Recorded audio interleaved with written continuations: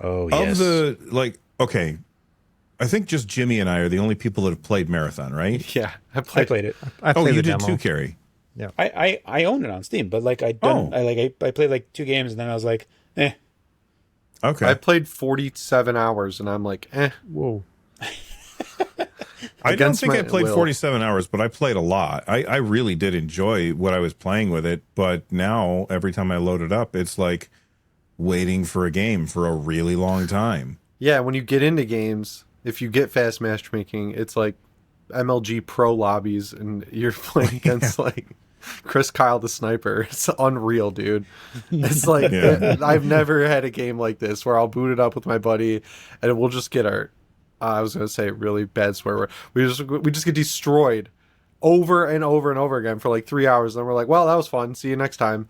But I have to play it because my friend always plays weird esoteric multiplayer games for me, and he's like really into Destiny, so or Marathon. So I was like, okay.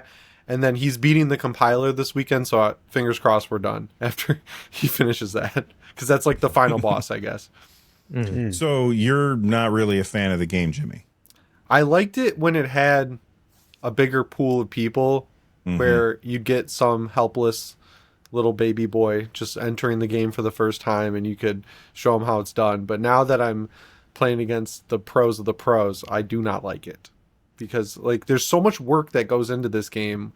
If you want to do the cryo runs on the weekend that are only open on the weekend, like you got to farm keys all week, and then when you're in the cryo map, and then you got your keys, and then some guy drops down from the ceiling and ends it, you're just like, that took a whole week. It's not like Arc Raiders where you can get pretty geared up in a couple matches.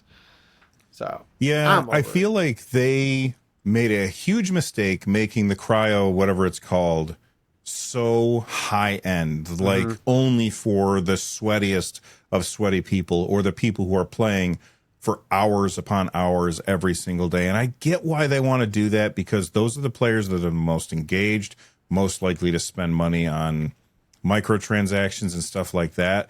But they're basically sweating out all of the casuals like me who just want to hop in and shoot some dudes and then hop back out, and it's just kind of killing the game. And that killing of the game is really hurting Sony, because they apparently have confirmed a 765 million impairment loss tied directly to Bungie, which has struggled since launching Marathon just 2 months ago. $765 million dollars. Yeah. And so I'm learning, but Carrie, correct me if I'm wrong. I feel like because you reported this to us earlier, so I'm thinking you might know. But an impairment loss, that sounds like they're writing it down, right? So like they Yeah, bought of it. what the 3 billion, Yes, they yes, bought it for what they three value point about Bungie at, yeah. exactly. So they bought Bungie for 3.6 billion, and what they're saying is now it's worth about 2.8. Right, yeah. I mean, I still feel like, you look at the CCU count of Marathon and it's pretty bleak. Like it's a full downward trend, and it's kind of like stabilized at like 15K, more or less. Like there seems to be like the regulars of being 15K, but I don't like I'm not of the opinion that that is what Sony wants or needs to facilitate a whole company like Bungie. And it's hard to get the numbers of like the employees. Like it was like 1,600 at one point, then they laid off a bunch, went to 1,200, then they laid off again, went to like 800. So it's likely that Bungie is not going to go away immediately, but it's very likely that they are going to have again their workforce like down to like 400. And you look when this is when they first came out, I started looking at all the numbers. When they bought them in 2019, they've made 1.4 billion dollars since 2019 or whatever, like since whenever Sony bought them. But that's basically just the churn rate. Like that just let the company run. And Destiny, since Marathon has come out, has taken a nosedive as well. Huge. Yeah, so now both Marathon was like at 80K concurrent, and then after Marathon, both of them just went down together. So now it's like Marathon consumed the players from Marathon from Destiny, and it's just cannibalized it both in a very bad way that doesn't look very good. Yeah, looking at the charts right now, both Marathon's about 12,000 concurrent players right now, and it's about the same for Destiny 2. Right. And you just think about like Bungie, who created Yeah. the largest media release of all time with Halo 3. Yeah. And now this is where we are, where it's number 132 of concurrent players on Steam. Like that's how low it is right now, and it hurts, like It does. I mean, I think many of us just really love Bungie games and the Bungie Yeah. feeling of games. And this is a Oh, game that I absolutely. knew from the free play weekend. I was like, this isn't for me. But man, I hope there's another Destiny or something coming from these guys. It's brutal. Yeah, I don't think that they're going to close Bungie down, but I would not be shocked if they shut down Marathon and just said, "Okay, you guys are now working on something else." I can't see them shutting down Marathon because now Destiny 2 has the same numbers, and I don't see Destiny 2 getting shut down, but I do see them reducing the workforce in Bungie because it's way too large for what money that's coming in.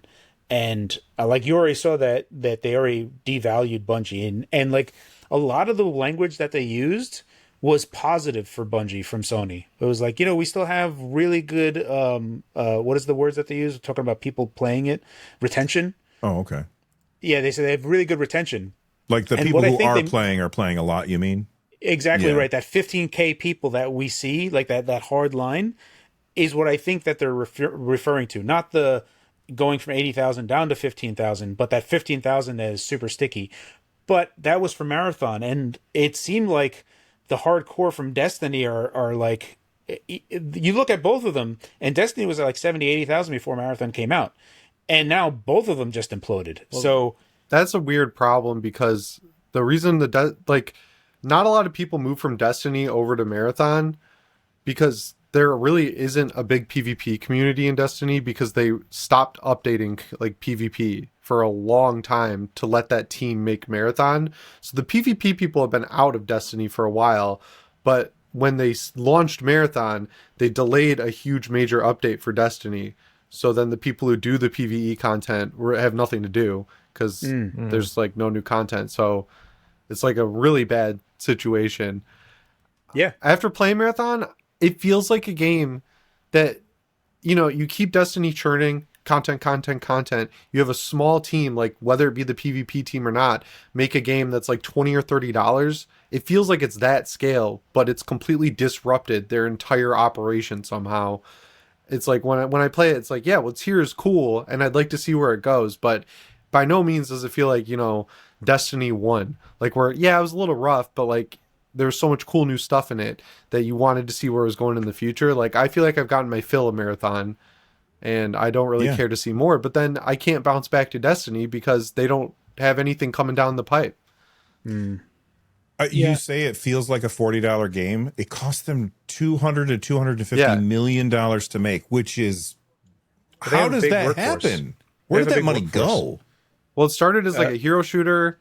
It's been like 3 different games allegedly, and then they like finally, settled on a half hero shooter, a half extraction shooter, and I don't know, it's weird because it's such a departure too, because like you'd want to carry your audience with you like they did from Halo to Destiny, and then theoretically you'd want the next franchise to carry forward that user base if you're going to wind down Destiny 2 and not make 3. But then they're like, no, we're going to come completely out of left field and make the hardest of hardcore PvP experience possible, which for the past 4 or 5 years, maybe they haven't really been even cultivating a PvP audience in Destiny. So it's like, who is this for? I don't know. I see Marathon as even now a game that has a ton of potential, and I haven't played it, right? I'm just going based on like, look at this game, right? Like it looks special. It does, when you're playing it, it looks really good too. Yeah. And the guns feel so good. Right. And so like I think of like, I know this is a once in a lifetime opportunity and a Black Swan event, but I think of Fortnite, right? And I think of what Fortnite flopping and what they were able to turn that into. And maybe Bungie doesn't have the staff to pull that off in 2026 like Epic did back then. Maybe Sony shouldn't have fired everybody. Maybe. Right? Sorry, go ahead. But like I think that there is room, albeit slight, for Marathon to be a game that they figure something out, they pivot big time, and it becomes something that people want to play. But again, that is a one in a million chance. It's just I don't want to see this art style, this gunplay. I don't want to see it go to waste, I guess is what I'm feeling. Yeah. The gunplay feels excellent. It feels amazing. And so when you start up Marathon, again, I only played it for a couple hours during that free weekend. When you start the game up, there's a full on cutscene, like a long scene that explains how you got there, right? And it's like this, like warring factions, and it's just like this civil war kind of thing. And I was in it, and I was like, I can't believe that in a PvP style game, there's a story, and it's amazing.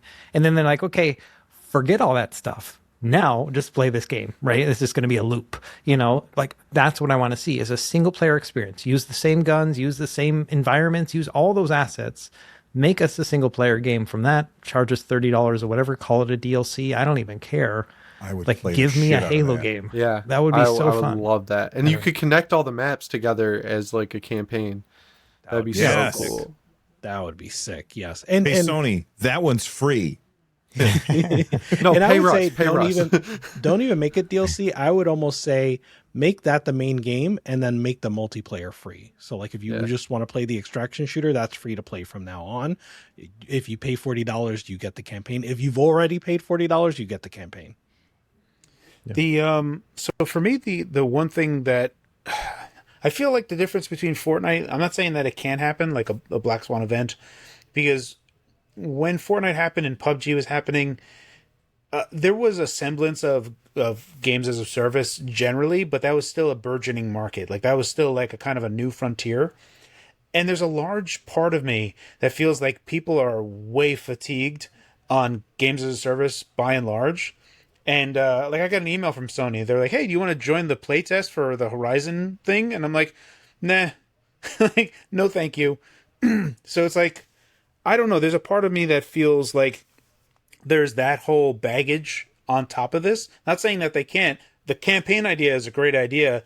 Going free to play is also a really good idea. Like trying to do whatever you can to like get numbers up, getting people in there. But what do you do with the people that bought the game, right? Like, oh, now they have the campaign. Free and, microtransactions, that kind of stuff. right? Like But we've you seen know it that's 1,000 times. yeah. What like Battleborn? Battleborn did that, right? Like you had to buy it first, and then it became free to play later on. So even though Randy was like, no, it's never going free to play, and like a few days later it did.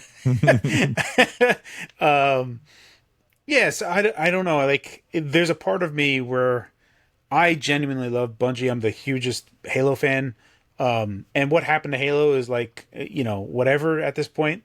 So it's just, you see what happened to Halo and you see what's happening to like, well, what the eventuality of Bungie. And it just breaks my heart. Well, let us know if your heart is broken in the comments down below. And All we're right, going to next move on up to is something. Fair Games, though. We got our. What's Is everyone next up is Fair Games, guys. Oh no. Yeah, Fairgame's gonna. Yeah, You they're guys- out Games? too, right? Yeah, From Sony, yeah. the next right, big right. Sony Live service. You guys aren't big Fair Games? Oh, okay. No. He says knowingly. yeah. Did you see the playtest report? No. No. People just got Tell to me. play it. And Please, they were like, "It's awful. It's genuinely really bad." What and are then they doing? that was Remind me what Fair Games is? like I'm not Payday. connecting the. It's but another. like Sony's line. making Is it it. the one with the dollar sign for? Yeah. Oh, Yeah, with the okay. dollar I sign. remember now. That's the one. It's like their take on Payday, but it's also an extraction shooter and also kind of a hero shooter. They did a playtest like a year ago, and then people were like, "Wow, really bad." And then they like spent a year developing it, and then they just did another playtest, and people were like, "Yeah, that's still terrible." So I don't know what's gonna happen to it, because like after the first playtest, the person who was leading the studio left, and now it's like unknown who's leading. So Yeah, that's that's- next. They should give up on this one. That's after Horizon Hunters Gathering. Yeah, like they're having like, it's really bad. Like this is not great. And then what's the name? Tom Warren was like the PlayStation 5 had like a 74% decline in PS5 sales year over year. And people were like, that's not how it works. And he's like, no, that's exactly how it works. And they were like looking at it like, that's for the quarter. And he's like, yes, year over year for the quarter. Like Yeah. that is what it is. So I don't. It's like I'm not saying that, but there's a part of it. What was it? Someone actually said it. Who was the CEO previously for PlayStation? Jim 5? Ryan? Yes, Jim Ryan. There was like people who they're like, I don't know, man. I feel like Jim Ryan actually was worse than Phil Spencer, and they're like, no, he's worse than Don Matrick. And it's just like a battle of like where this guy was. Like, oh man, it's brutal. I would ranking the worst executives of all time. right. I love the Elizabeth Warren, idea number one. of going back Or no. to when Sorry. these guys were actually like doing their stuff, instead of looking back and saying, man, they sucked, but going back and seeing what were people saying about them when they were actually in charge of stuff. You know, I still felt like a lot of people were saying like negative things to Jim Ryan when he kept on doing gas stuff, and people were like, Yeah. no one wants this. Like, what are you doing? Please stop. That, at least that was from where, like, even during the day, that is what I would say. So I don't want to say that people changed their opinion. They had the same opinion, but I don't think that they compared him to Don Matrick. Right. That would never happen. Did you guys Although I hear will what he say, said about... in Jim Ryan's defense, the entire industry was going after gas stuff at the time. You know what I mean? Yeah. What were you saying, Jimmy? Did you hear what he said about PS1 games? No. Oh, They- for like Jim the- Ryan? Yeah, for the Gran Turismo anniversary event, they had like every console running every Gran Turismo in like this, museum style setup. And he yes. picked up the controller for like I think the first one on PS1, and he's like, "Why would anyone want to play this? The graphics are so bad." Oh, terrible. He like said that in an interview. It's like, Yeah, I do remember this. Very Man tone does deaf. not understand nostalgia. At all. Yeah.